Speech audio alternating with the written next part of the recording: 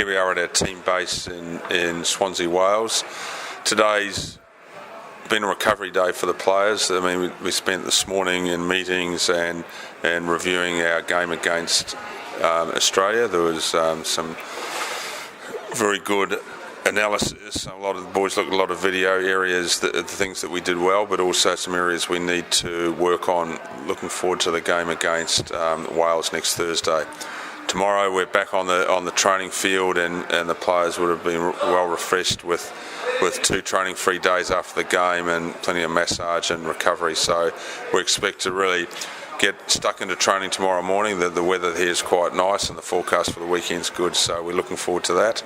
We'll also be very interested tomorrow afternoon, or tomorrow evening actually I think it is, the England-Wales game up in Twickenham, so that will be a very interesting indicator towards the final placings in the pool, but also we'll be taking a very close look at the Wales performance with a view to finalising our team and finalising our game plan for next Thursday.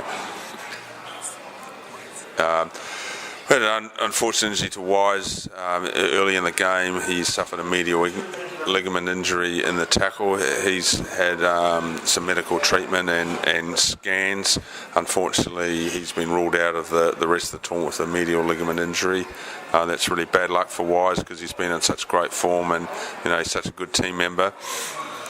And as a replacement player, we've called up Timothy Nagusa from the Montpellier club. He wasn't available for the PNC or any of our camps in the off season, as he had shoulder surgery and was on his rehab. But we know what a good player he is, and we've been following his form in the first 4 rounds of the top 14. So based on his form, and he's now fully fit, he's been called in as a replacement.